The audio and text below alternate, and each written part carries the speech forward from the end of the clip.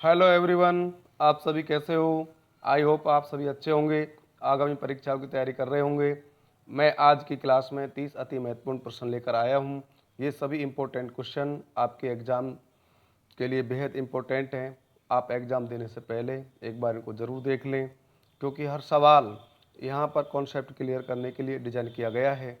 ये साथ ही आपको उचित समाधान, टॉपिक को सरल और रोचक बनाने हेतु उपयोगी है। चलिए तो शुरू करते हैं आज की क्लास।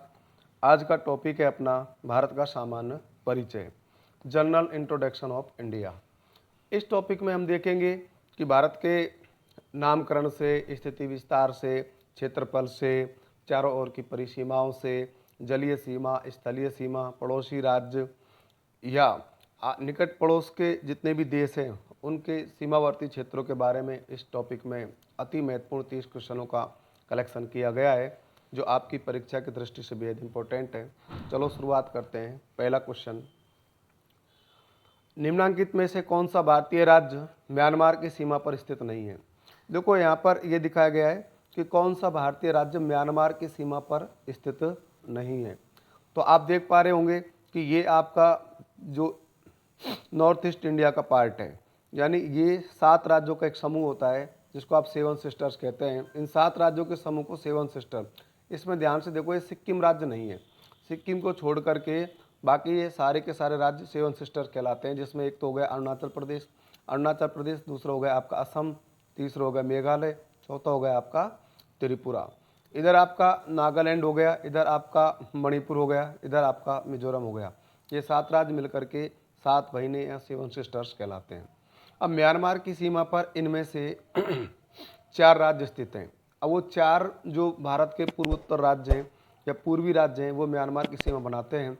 म्यांमार से भारत के लगभग 1643 किलोमीटर सीमा लगती है, और म्यांमार की जो ये सीमा है इस पर अरुणाचल प्रदेश, नागालैंड, मणिपुर और मिजोरम राज्य लगते हैं। तो अब ऑप्शन पे चलते हैं। देखो इसमें क्या दिया है कि म्यांमार देश की सीमा नहीं लगती, तो देखो मणिपुर से लगती है, अरुणाचल प्रदेश से लगती है, नागालैंड से लगती है और त्रिपुरा से नहीं लगती है। इस प्रकार इसका राइट आंसर हो गया डी ऑप्शन। अगला प्रश्न देखते हैं। भारत का सबसे दक्षिण बिंदु कहलाता है, यानी कि भारत का सबसे दक्षिणतम बिंदु या दक्षिणी बिंदु क्या कहलाता है। अब देखते हैं। देखो एक तो भारत का सबसे दक्षिण बिंदु होता है यहाँ पर, जिसका नाम होता है कन्याकुमारी।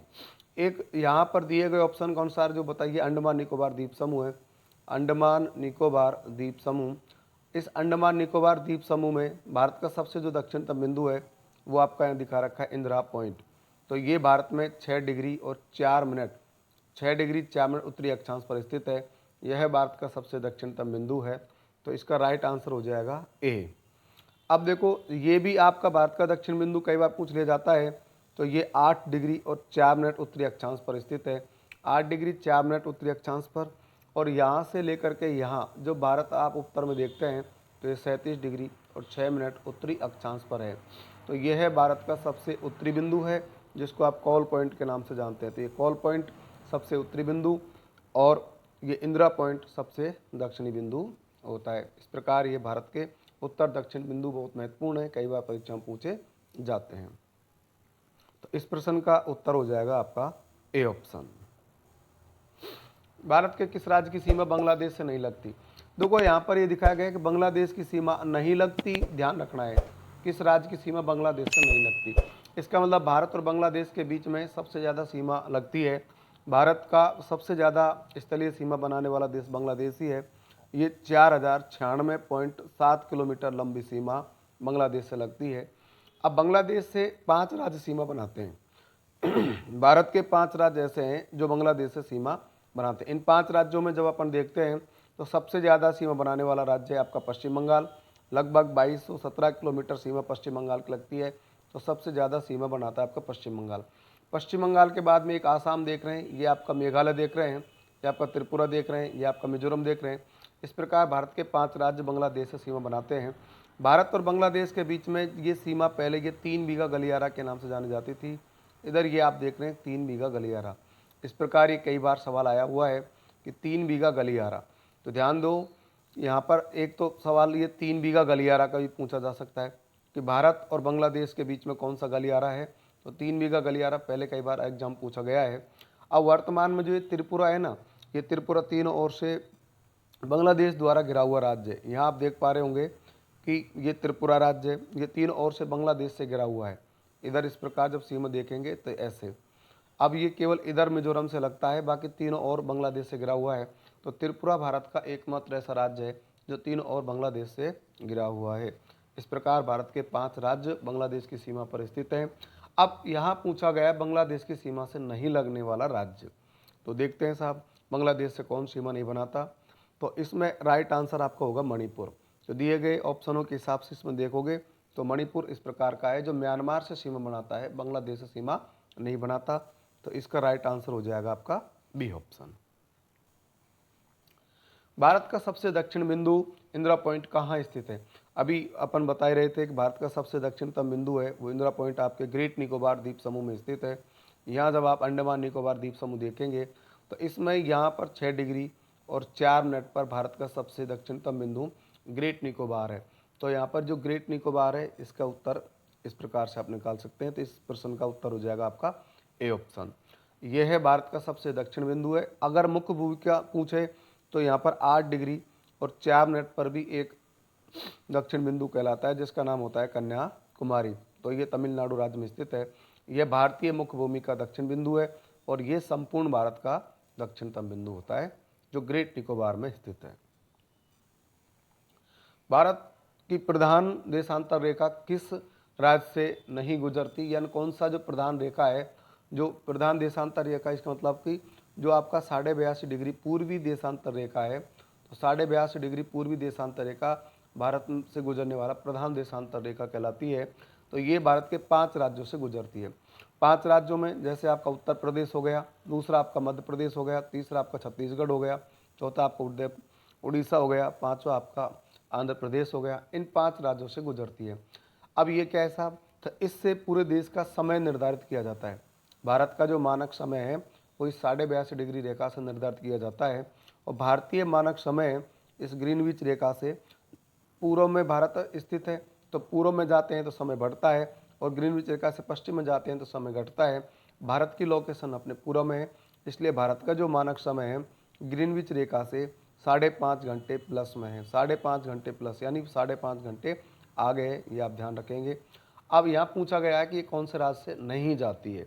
तो देखो ये उत्तर प्रदेश से जाती है, छत्तीसगढ़ से जाती है, मध्य प्रदेश से जाती है, इसके बाद उड़ीसा से जाती है, आंध्र प्रदेश से जाती है, लेकिन तमिलनाडु से नहीं जाती।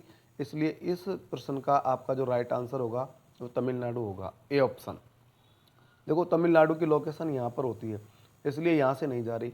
तो ये इन 5 राज्यों से जाती है और तमिलनाडु से नहीं जाती है। भारत का सबसे प्राचीनतम नाम क्या है? ये नामकरण से लेकर प्रश्न लिया गया है। यहाँ कई बार इस प्रकार से सवाल आते रहते हैं। हम प्रोफेसर मैक्स मूलर के मत के अनुसार बता रहे हैं कि ये आपका माइनर एशिया है, मध्य एशिया। इस मध्य एशिया के बोगजकोई नामक स्थान से, इस मध्य एशिया के बोगजकोई नामक स्थान से भारत में आर्य आकर के बसे थे और आर्य जिस जगह आकर बसते हैं उस स्थान का नाम होता है सप्त सैंधव प्रदेश। सप्त सैंधव प्रदेश, आर्य जहाँ से आकर के बसते हैं उस स्थान का नाम होता है सप्त सैंधव प्रदेश। सप्त सैंधव प्रदेश में आर्य सबसे पहले आकर बसते हैं। ये सतलज, सिंधु, रावी, व्यास, चिनाब, झेलम, इस प्रकार सतलज, सिंधु तथा रावी, व्यास, चिनाब, झेलम ये सभी सिंधु नदी के अपतंत्र का क्षेत्र होता है। और यहाँ आर्य आए, सबसे पहले आर्य सभ्यता का विकास हुआ और उन्होंने ही सबसे पहली बार भारत का नाम रखा था आर्यवर्त। तो यह भारत का सबसे प्राचीनतम नाम होता है। तो इस प्रश्न का उत्तर होता है आपका बी आंसर, आर्यवर्त। क्षेत्रफल की दृष्टि से भारत विश्व का सबसे बड़ा देश है, यानी भारत के बारे में पूछ रहे हैं कि भारत विश्व का कौन सा बड़ा देश है। यहाँ अपन को बताना है कि क्षेत्रफल की दृष्टि से भारत विश्व का कौन सा बड़ा देश है। हमने पढ़ा है कि भारत का क्षेत्रफल में 7वां स्थान है, यानी विश्व का 7वां स्थान अपने भारत का है। तो क्षेत्रफल की दृष्टि से अब देखो आप स्क्रीन पे एक सवाल देख रहे हैं। अब ये जो सवाल है ना, इसी के साथ में ये सवाल तो हल हो गया कि भाई इसका उत्तर अपन को निकल के आया बी ऑप्शन। साथ में ही एक स्क्रीन पर आप वर्ल्ड का मानचित्र देख रहे हैं, विश्व का मैप देख रहे हैं। अब देखो इसमें क्या दिखाया गया है, कई बार सवाल आता है भारत से तुलना कराई जाती है अन्य देशों की। कि भाई भारत से बड़े उत्तरी गोलार्ध में कितने देश हैं, तो हमको पता रहना चाहिए भारत उत्तरी गोलार्ध का देश है। भारत से बड़े उत्तरी गोलार्ध में 4 देश हैं। अब वो 4 देश हैं, जैसे अपन यहाँ बात बताते हैं, एक हो गया रसिया, विश्व का सबसे बड़ा देश है। रूस जो भारत से बड़ा है और उत्तरी गोलार्ध का सबसे बड़ा देश है, विश्व का भी सबसे बड़ा देश है, और साथ ही ये पूर्वी गोलार्ध का भी सबसे बड़ा देश है।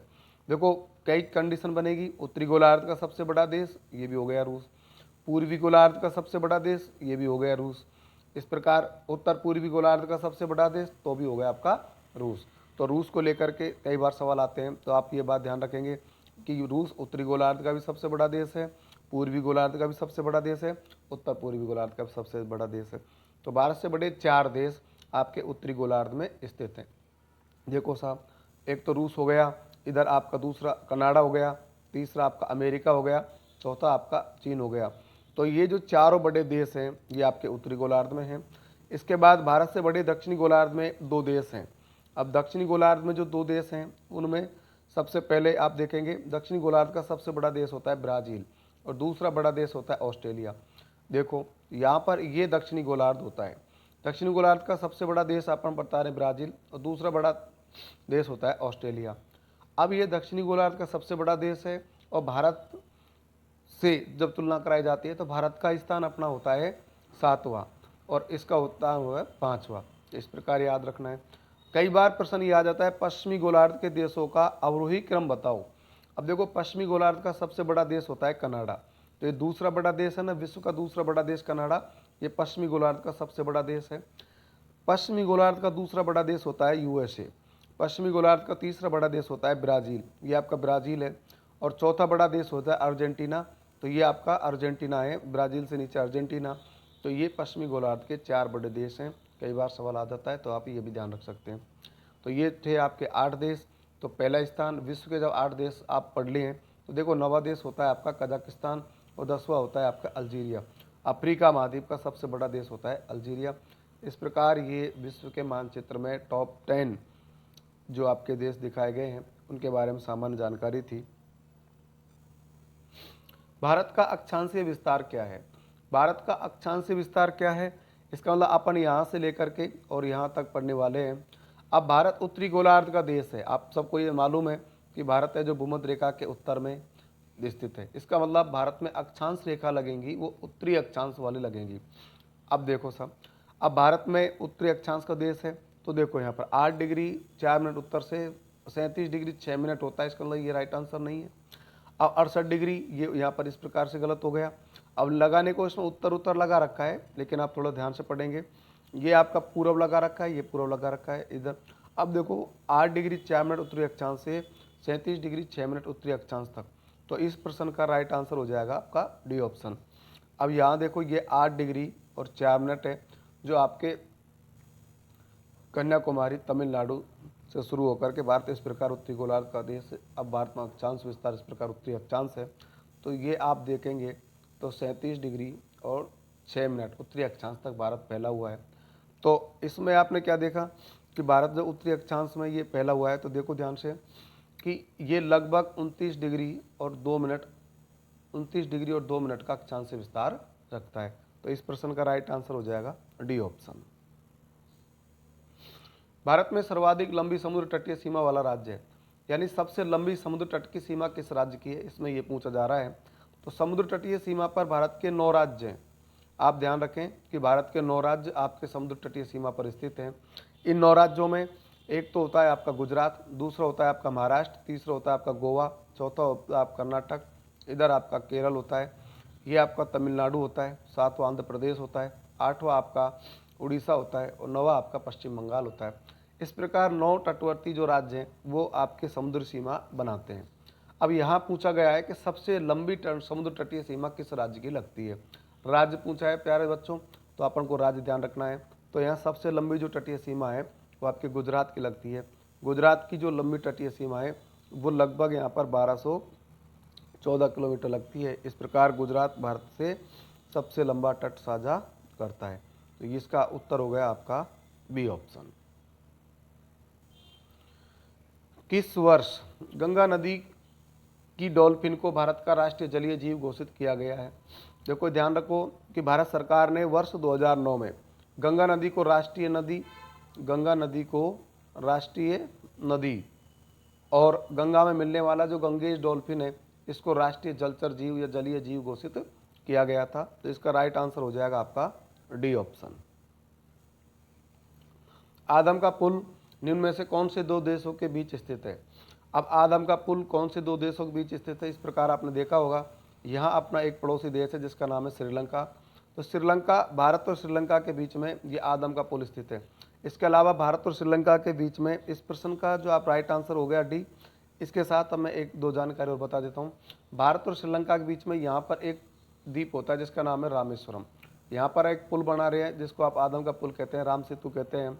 साथ में ही मन्नार की खाड़ी, कई बार ये सवाल आता है कि मन्नार की खाड़ी भारत और श्रीलंका को अलग करती है, मन्नार खाड़ी वाला याद रखेंगे। इसके बाद में आप पाक जलडमरू मध्य भी याद रख सकते हैं। पाक जो जल संधि है, तो पाक जल संधि और मन्नार की खाड़ी भारत और श्रीलंका के बीच में होती है। ध्यान रहे यहाँ पर ये पाक शब्द लगा करके आप कन्फ्यूज नहीं हो, क्योंकि आप कहीं उत्तर दे दे भारत और पाकिस्तान, तो भारत और पाकिस्तान उत्तर गलत होगा। यानी जो पाक जल संधि है वो भारत और श्रीलंका के बीच ही लगती है, या ऐसे कह सकते हैं कि मन्नार की खाड़ी पाक जल संधि भारत और श्रीलंका को जोड़ती है या भारत और श्रीलंका को अलग करती है। कई बार ये सवाल रिपीट होता है। भारत का आर्थिक अनन्य क्षेत्र विस्तारित है।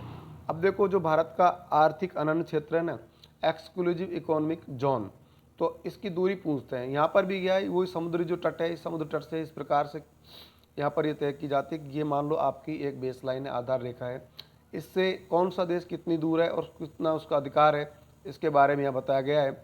मान लो इस बेस लाइन से यदि 12 समुद्री मील की दूरी है, 12 नॉटिकल मील की दूरी है, तो प्रादेशिक सीमा, ऐसे ही 24 में नॉटिकल मील ऐसे होती है 200 नॉटिकल मील।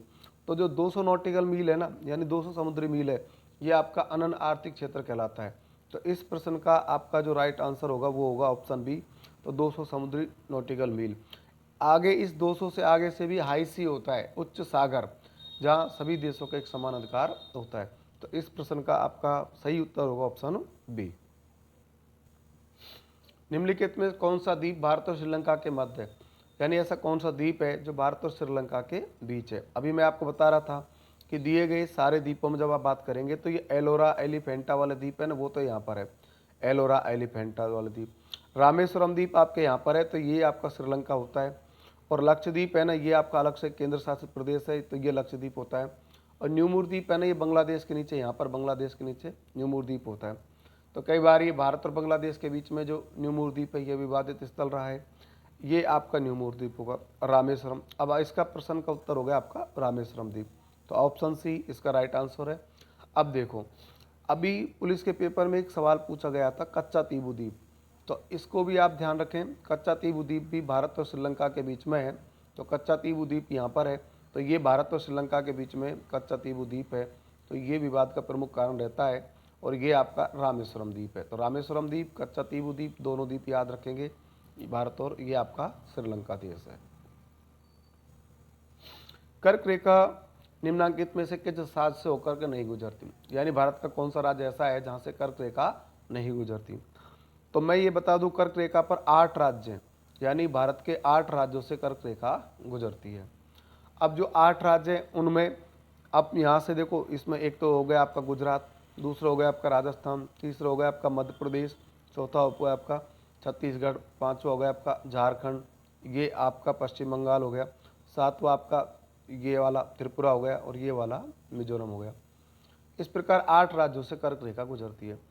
अब गुजरात है, राजस्थान है, मध्य प्रदेश है, छत्तीसगढ़ है, झारखंड है, पश्चिम बंगाल है, त्रिपुरा है और मिजोरम है। 8 राज्यों में सबसे ज़्यादा जो कर्क रेखा का विस्तार है वो आपके मध्य प्रदेश में है। सर्वाधिक लंबाई जो कर्क रेखा की वो तो मध्य प्रदेश में है, और सबसे कम विस्तार है वो आपके त्रिपुरा में है। ये बात ध्यान रखनी है। कई बार ये पूछा जाता है कि किस राज्य से नहीं गुजरती, अब ये प्रश्न अपन ने ये बताना है। तो देखो, ये सभी राज्यों से गुजरती है, लेकिन ये जो ऑप्शन दे रखा है ना, ये उड़ीसा का दे रखा है, इसका मतलब कर्क रेखा उड़ीसा से नहीं गुजरती। तो इस प्रश्न का जो राइट आंसर है वो तो ऑप्शन है डी। अब देखो, कई बार प्रश्न आता है कर्क रेखा पर स्थित राज्यों में कौन सा राजधानी नगर नज़दीक है और कौन से राज्य की राजधानी नगर दूर है। तो इसका ध्यान रखिए, जैसे कर्क रेखा पर ये कर्क रेखा है, तो इससे सबसे जो दूर राजधानी है ना, वो तो राजस्थान की राजधानी जयपुर है, सबसे दूर तो ये है। तो राजस्थान की राजधानी जयपुर हो गई साहब। सबसे जो नज़दीक है ना, वो आपके रांची है। राजस्थान जैसे झारखंड की राजधानी हो गई रांची, तो ये सबसे नज़दीक है। कर्क रेखा पर 8 राज्य हैं, जिनमें राजस्थान ऐसा राज्य है जिसकी राजधानी कर्क रेखा से सबसे दूर है, और रांची ऐसा राजधानी नगर है जिसकी राजधानी कर्क रेखा पर ही है। निम्नलिखित में से कौन सा एक अनुषंगी नगर, अनुषंगी यानी कि जुड़वा शहर, तो आपने इस प्रकार देखा होगा कि इस तमिलनाडु में ये यहाँ पर और एन्नोर और अन्नाकुलम दोनों जुड़वा शहर हैं, इसलिए ये अनुषंगी नगर के रूप में जाने जाते हैं। अब इनको आप एर्नाकुलम उत्तर दे सकते हैं, ये कई बार आ चुका है प्रश्न, ये एक प्रकार से आप ध्यान रख सकते हैं एर्नाकुलम। क्षेत्रफल की दृष्टि से 3 बड़े केंद्र शासित प्रदेशों का अवरोही क्रम बताओ। अवरोही क्रम यानी घटते हुए क्रम में, इसका मतलब पहले आपको बड़ा एरिया बताना है, फिर आपको इससे छोटा बताना है, फिर आपसे इससे छोटा बताना है, तो ये आपका होता है अवरोही क्रम। तो देखो साहब ऑप्शन क्या क्या दे रखे हैं।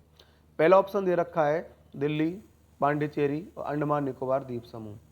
दूसरा ऑप्शन दे रखा है पांडिचेरी, अंडमान निकोबार द्वीप समूह और दिल्ली। तीसरा दे रखा है लद्दाख, अंडमान निकोबार द्वीप समूह और दिल्ली। अब देखो यहाँ लद्दाख दे रखा है ना, इससे आप समझ पा रहे हैं लद्दाख, अंडमान निकोबार द्वीप समूह, यानी कि आज भारत में सबसे जो बड़ा केंद्र शासित प्रदेश है वो आपके लद्दाख है। दूसरा इससे छोटा होता है आपका जम्मू कश्मीर। अब देखो जम्मू कश्मीर ऑप्शन में नहीं दे रखा, थोड़ा ध्यान रखना है, ऑप्शन के दिए गए अनुसार उत्तर सेलेक्ट करना है। तो लद्दाख, इसके बाद होता है अंडमान निकोबार द्वीप समूह, तो अंडमान निकोबार द्वीप समूह ये हो गया साहब। इसके बाद होता है आपका दिल्ली, तो इसका आपका राइट आंसर हो जाएगा ऑप्शन 3। तो जो ऑप्शन 3 है ना, लद्दाख हो गया, अंडमान निकोबार द्वीप समूह हो गया और दिल्ली हो गया, तो इसका उत्तर हो गया अपना सी ऑप्शन। तो सी ऑप्शन इसका करेक्ट आंसर। निम्नलिखित कथनों में से कौन भारत के बारे में सही है, यानी ऐसे कौन से कथन भारत के बारे में सही स्टेटमेंट है और उनके आधार पर अपन को उत्तर का चयन करना है। देखो, भारत विश्व का 5वां बड़ा देश है। अभी अपन पढ़ लिए कि भारत का क्षेत्रफल की दृष्टि से 7वां स्थान है, इसका मतलब जब 7वां स्थान है तो भारत का क्षेत्रफल में 7वां स्थान है। स्टेटमेंट क्या कह रहा है कि भारत विश्व का 5वां बड़ा देश है, इसके अंदर एक कथन गलत हो गया।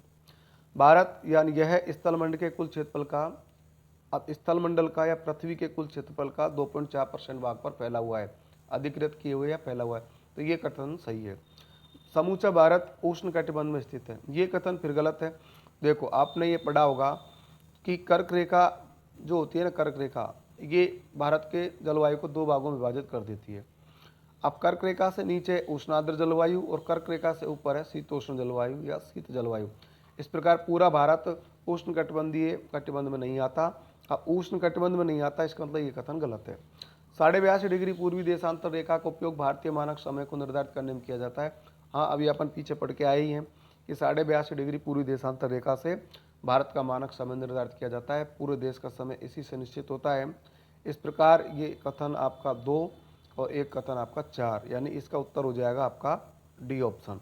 तो डी इसका राइट आंसर है। भारतीय मानक समय की देशांतर रेखा 82.5 डिग्री किस नगर से होकर गुजरती है। यहाँ पर नगर या शहर पूछा जाता है, तो देखो ये आपकी भारतीय मानक समय रेखा होती है 82.5 डिग्री, ये भारत के 5 राज्यों से गुजरती है। इन 5 राज्यों में आपका शहर पूछा गया है, तो यहाँ पर एक शहर है जिसका नाम है इलाहाबाद, वर्तमान में इसका नाम रख दिया है आपका प्रयागराज। तो प्रयागराज या इलाहाबाद यहाँ से ये गुजरती है। कई बार ऑप्शन में मिर्ज़ापुर या नैनी मिलेगा, तो इसके अंदर और यदि गहराई से प्रश्न पूछता है तो आपको एक ऑप्शन नैनी का मिल सकता है, एक ऑप्शन मिर्ज़ापुर का मिल सकता है, तो ये भी आप ध्यान रखेंगे। इसका आप वर्तमान में उत्तर क्या हो गया आपका डी ऑप्शन इलाहाबाद। 1900 प्रश्न देखो, नवंबर 2000 में 3 नए राज्यों का गठन किया गया।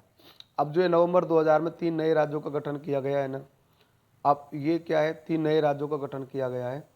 अब वो कौन कौन से राज्य कब कब बने इसके बारे में आपको बताना है। अब उनकी तिथि क्या है, यानी तारीख कब है। तो ये नवंबर 2000 में 3 नए राज्यों का गठन हो रहा है।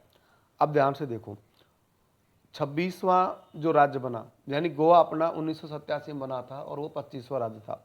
इसके बाद आगे जो राज्य बने ने वो था साहब, अब 26वां जो राज्य बना ना वो तो बना था छत्तीसगढ़। 27वां जो राज्य बना ना वो बना था आपका उत्तराखंड। पहले इसका नाम उत्तरांचल था, बाद में इसका नाम उत्तराखंड कर दिया गया। और 28वां राज्य बना था आपका झारखंड। तो छत्तीसगढ़ का गठन हुआ था 1 नवंबर को उत्तराखंड का गठन हुआ था 9 नवंबर को और झारखंड का गठन हुआ था 15 नवंबर को। इस प्रकार नवंबर 2000 में 3 राज्य बने। पहले 26वां राज्य बना था छत्तीसगढ़, फिर आपका 27वां राज्य बना था उत्तराखंड, इसके बाद 28वां राज्य बना था आपका झारखंड। छत्तीसगढ़ जो बना तो ये तो बना था आपके मध्य प्रदेश से, और उत्तराखंड बना ये आपके बना था उत्तर प्रदेश से, और झारखंड बना था आपके बिहार से। इस प्रकार याद रखेंगे, मध्य प्रदेश का विभाजन करके छत्तीसगढ़, उत्तर प्रदेश का विभाजन करके उत्तरांचल, बाद में इसका नाम उत्तराखंड किया गया, और बिहार का विभाजन करके बनाया गया था झारखंड। आपको कमेंट में बताना है कि भारत का 29वां राज्य कौन सा बना और किस राज्य से अलग होकर बना। तो अब इसका उत्तर हो गया आपका सी ऑप्शन। आपको कमेंट में 29वें क्रम पे बना राज्य बताना है।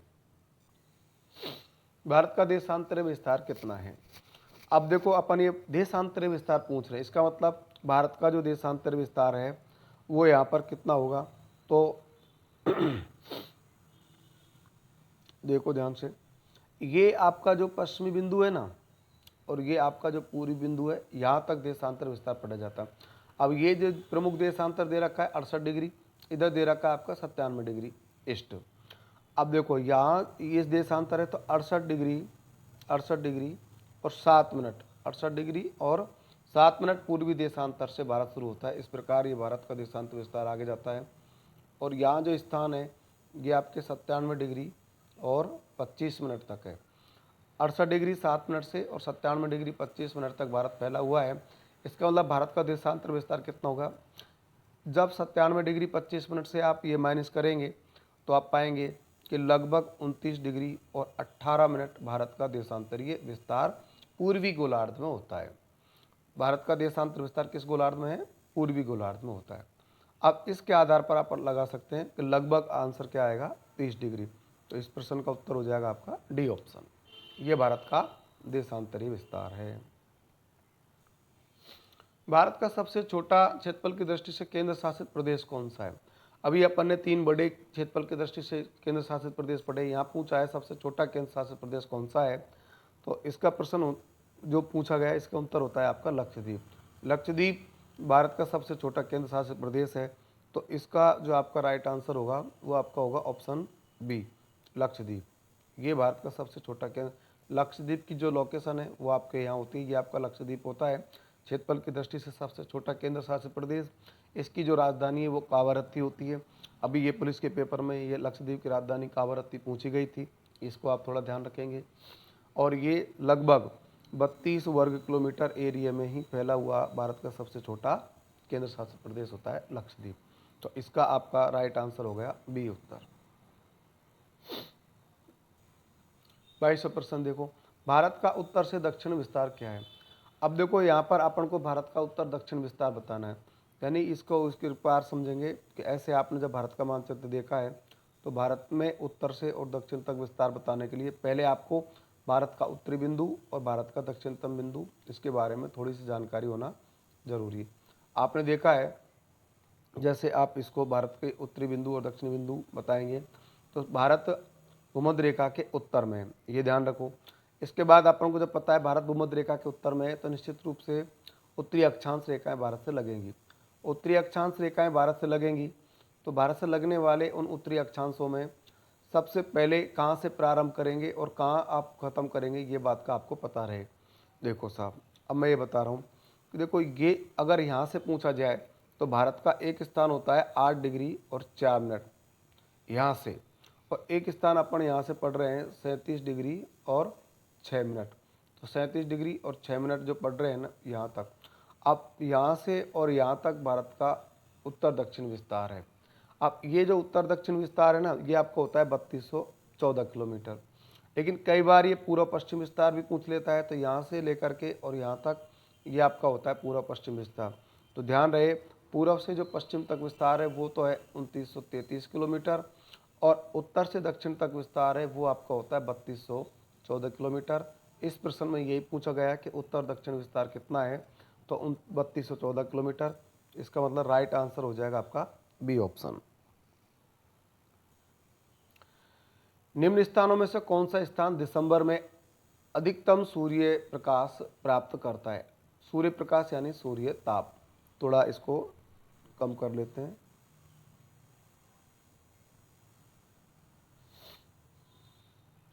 देखो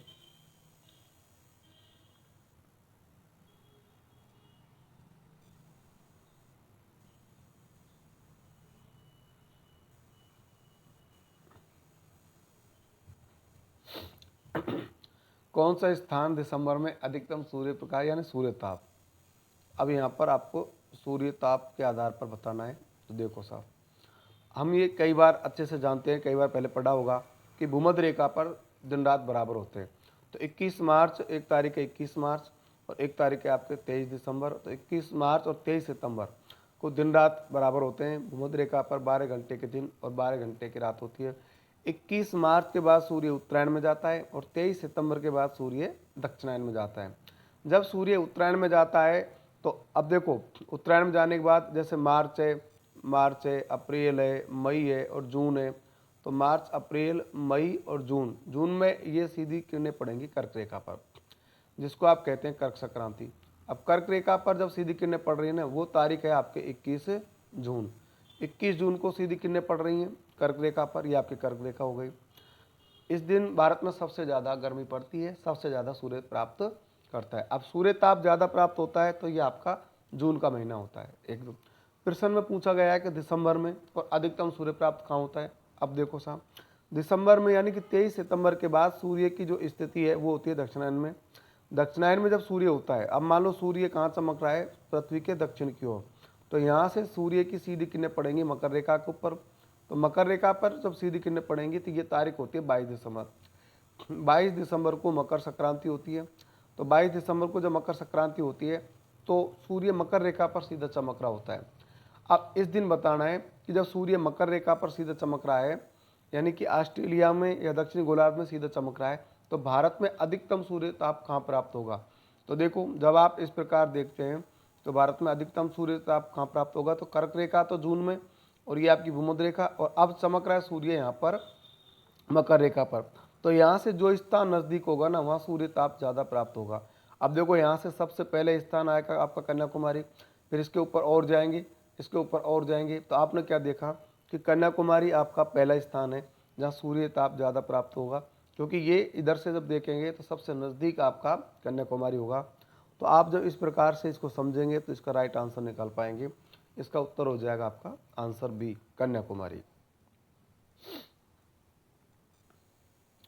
मरकत द्वीप यानी एमरोल्ड आइलैंड के नाम से प्रसिद्ध है। एमरोल्ड आइलैंड आपके वही अंडमान निकोबार द्वीप समूह को एमरोल्ड आइलैंड कहा जाता है। इसका उत्तर हो जाएगा आपका B option.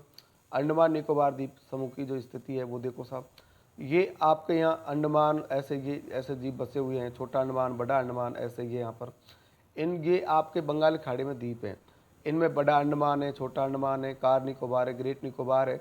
10 degree channel Andaman को निकोबार से अलग करता है। तो कई बार आपको ये भी पूछा जा सकता है कि 10 डिग्री चैनल कहाँ है।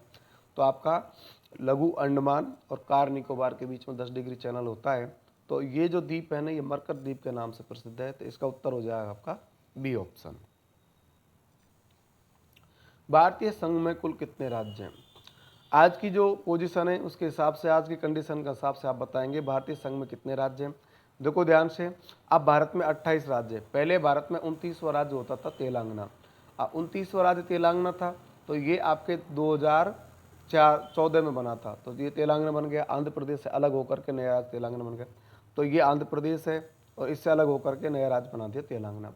लेकिन क्या हुआ, 5 अगस्त, ध्यान से समझना, 5 अगस्त 2019 को जब जम्मू कश्मीर राज्य में धारा 370 और 35 ए समाप्त की गई, तो जम्मू कश्मीर का राज्य का दर्जा भी साथ ही समाप्त हो गया। अब जम्मू कश्मीर राज्य न होकर ये 2 केंद्र शासित प्रदेशों में विभाजित हो गया। ये वाला भाग जो कहलाया ये तो आपने वही जम्मू कश्मीर कहलाया, और ये वाला भाग कहलाया ये आपके लद्दाख कहलाया। इस प्रकार इस जम्मू कश्मीर राज्य का विभाजन करके 2 केंद्र शासित प्रदेशों में इसको विभाजित कर दिया। अब राज्यों की संख्या 29 नहीं रह करके राज्यों की संख्या रह गई फिर आपके 28। इस प्रकार भारत में इसमें ये पूछा गया है भारतीय संघ में कुल कितने राज्य हैं। तो इसका उत्तर हो जाएगा 28, ऑप्शन सी। भारत में 28 राज्य हैं और 8 केंद्र शासित प्रदेश हैं। मुझे आप कमेंट में बताएंगे कि सबसे बड़ा केंद्र शासित प्रदेश कौन सा है और सबसे छोटा केंद्र शासित प्रदेश कौन सा है। निम्नलिखित जोड़ों में से कौन सा जोड़ा सही नहीं है। अब हमें ये बताना है भारत का कितना क्षेत्रफल है, कितना अक्षांश विस्तार है, इसके साथ में देशांतर विस्तार कितना है और राज्यों की संख्या कितना है। तो अभी अपन ने पढ़ लिया भाई, राज्यों की संख्या 28 है, इसका मतलब ये तो सही है।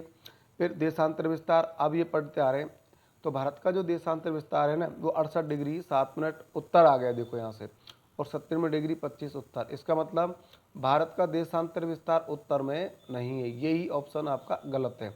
भारत का देशांतर विस्तार मैंने बताया था, अभी आप पीछे के एक दो क्वेश्चन और देखेंगे तो मैंने बताया था कि 29 डिग्री और 18 मिनट भारत का देशांतर विस्तार होता है, वो पूर्वी गोलार्ध में होता है।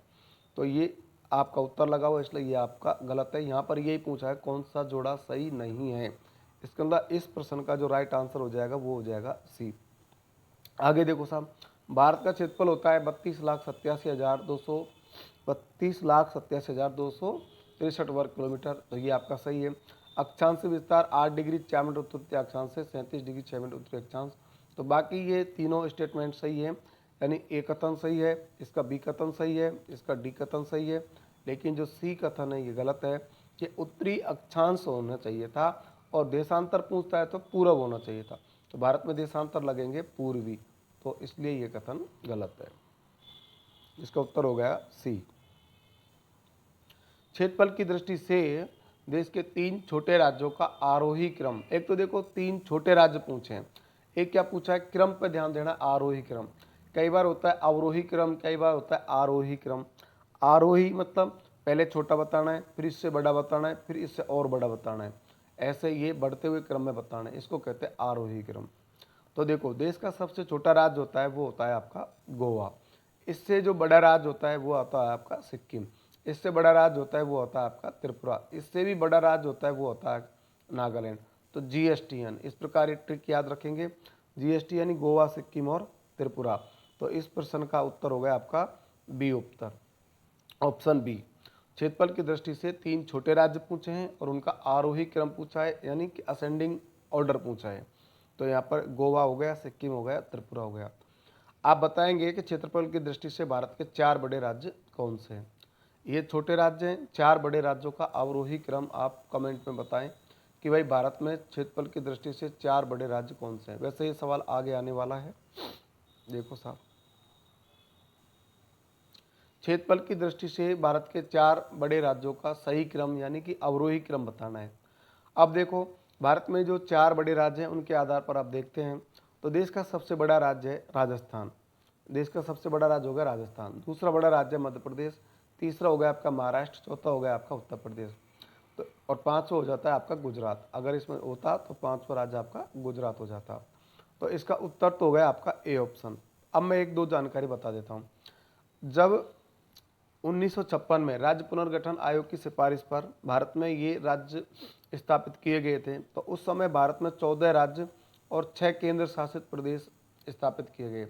उन 14 राज्यों में क्षेत्रफल की दृष्टि से सबसे बड़ा राज्य होता था आपका मध्य प्रदेश, और दूसरा बड़ा राज्य होता था आपका राजस्थान। ध्यान रखो पहले स्थान पर कौन था, मध्य प्रदेश, और दूसरे स्थान पर कौन था, राजस्थान।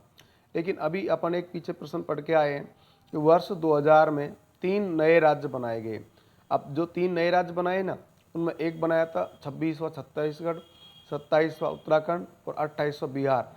तो ये 26वां राज्य बनाना, तो ये मध्य प्रदेश का विभाजन करके बनाया गया। तो मध्य प्रदेश का विभाजन करके 26वां राज्य आपका छत्तीसगढ़ बनाया गया। तो 26वें राज्य छत्तीसगढ़ के गठन होने के बाद अब क्षेत्रफल में सबसे बड़ा स्थान हो गया आपके राजस्थान का। इस प्रकार याद रखना है कि राजस्थान वर्तमान में क्षेत्रफल की दृष्टि से सबसे बड़ा राज्य है, ये थोड़ा आपको ध्यान रखना है। पहले मध्य प्रदेश पहले स्थान पर था, राजस्थान दूसरे स्थान पर था। आज राजस्थान पहले स्थान पर है और मध्य प्रदेश दूसरे स्थान पर है। भारत में स्थल से घिरा हुआ राज्य है। भारत में स्थल से घिरा हुआ राज्य, हमको प्यारे बच्चों यहाँ पर ये बताना है कि ये जैसे आपका ये हो गया इस प्रकार, ये यहाँ पर ये तो हो गया एक देश अलग से ऐसे। अब ये भारत वाला हिस्सा हो गया। अब इधर देखो ये आपका यूपी वाला हिस्सा हो गया, ये वाला, ये आपका नेपाल हो गया। इधर आपका ये पश्चिम बंगाल है, ये भी आपका पश्चिम बंगाल है। तो जो बिहार राज्य है ना, ये चारों तरफ से स्थलाबद्ध है। अब यहाँ पर ये पूछा गया है कि यदि आप दिए गए चारों ऑप्शनों से देखेंगे तो देखो उड़ीसा है ना, तो उड़ीसा की लोकेशन इधर होती है, यानी समुद्र से उड़ीसा लगता है। पश्चिम बंगाल है, ये भी आपका तटवर्ती क्षेत्र पे होता है, तो ये समुद्र से लगता है। केरल आपकी लोकेशन इधर रखता है, लेकिन ये भी आपके समुद्र तट पर लगता है। लेकिन बिहार या इस प्रकार का राज्य है जो आप स्थल से घिरा हुआ है, यानी बिहार के चारों ओर स्थल है, जल कहीं भी नहीं है। बहुत ही सरल सवाल है, इसका उत्तर हो जाएगा आपका बी ऑप्शन। तो यहाँ पर बिहार उत्तर होगा। मैकमोहन रेखा निम्नलिखित में से किन दो देशों को अलग करती है? देखो बात ध्यान से, मैकमोहन रेखा की बात है, तो मैकमोहन रेखा किन देशों को अलग करती है? तो यहाँ पर ये बताया गया है मैकमोहन रेखा, देखो साहब, भारत और बांग्लादेश के बीच में तो रेखा मैकमोहन रेखा है नहीं। अब देखो भारत और बांग्लादेश के बीच में मैंने अभी एक बताई थी कि 3 बीघा गलियारा, ये होता है आपका बांग्लादेश, 3 बीघा गलियारा, बाद में इसको बना दिया शून्य रेखा। तो ये शून्य लाइन, ये जीरो लाइन जिसको कहते हैं, तो शून्य रेखा आपके भारत और बांग्लादेश के बीच में है। अब अपना बच गया एक, ये हो गया साहब भारत और पाकिस्तान। तो भारत और पाकिस्तान यानी कि यहाँ से लेकर के और आपके यहाँ तक, ये आपकी थी रेड क्लिप रेखा। तो यहाँ से इस प्रकार ये आप राजस्थान होते हुए ये आपका ये, तो इसमें ये आपका गुजरात हो गया, ये आपका राजस्थान हो गया, ये आपका पंजाब हो गया, ये आपका जम्मू कश्मीर हो गया, ये आपका लद्दाख हो गया। इस प्रकार 3 राज्य और ये 2 केंद्र शासित प्रदेशों से रेड क्लिप रेखा लगती है। अच्छा साहब, भारत और अफगानिस्तान के बीच में पहले ये डूरंड रेखा लगती थी, लेकिन वर्तमान में पाकिस्तान और अफगानिस्तान के बीच में लगनी। अब देखो मैकमोहन रेखा का संबंध है भारत और चीन से। तो 1914 में शिमला समझौता होता है, उस शिमला समझौते के तहत भारत और चीन के बीच में मैकमोहन रेखा का निर्धारण होता है। तो मैकमोहन रेखा अब चीन की सीमावर्ती, जैसे ये आपका लद्दाख हो गया पहला, ये आपका हिमाचल प्रदेश हो गया, इसके बाद ये आपका उत्तराखंड हो गया, बीच में यहाँ पर एक देश है जिसका नाम है नेपाल, इसके बाद भारत का एक राज्य हो गया जिसको आप कहते हैं सिक्किम, फिर एक देश हो गया आपका भूटान, इसके बाद भारत का एक और राज्य जिसका नाम है अरुणाचल प्रदेश। इस प्रकार भारत का ये अरुणाचल प्रदेश, इसके बाद ये सिक्किम, ये उत्तराखंड, ये उत्तराखंड, इसके बाद आपका हिमाचल प्रदेश और लद्दाख, ये सभी चीन के सीमावर्ती सीमा बनाते हैं। इनमें से जो ये एरिया है ना, ये आपका मैकमोहन रेखा कहलाता है। मैकमोहन रेखा भारत और चीन के बीच स्थित है, तो ये मैकमोहन रेखा वाला ये जो पार्ट है ये आपकी मैकमोहन रेखा कहलाता है। तो ये भारत और चीन के बीच है साहब। तो इस प्रश्न का आपका राइट आंसर हो जाएगा ऑप्शन डी, ऑप्शन डी। तो मैंने आपसे कमेंट में जो प्रश्न पूछे हैं उनके बारे में आप जवाब देंगे। उम्मीद है कि आपको क्लास सरल लगी होगी, रोचक लगी होगी। ये थे आज की क्लास के अति महत्वपूर्ण 30 प्रश्न। ज़्यादातर क्वेश्चन बार बार परीक्षाओं में आने वाले पूछे गए हैं, वेरी इंपॉर्टेंट क्वेश्चनों का कलेक्शन है। और आप आगे अपनी पढ़ाई को बदस्तूर जारी रखें। आप सभी स्वस्थ रहें, मस्त रहें, पढ़ते रहें। धन्यवाद।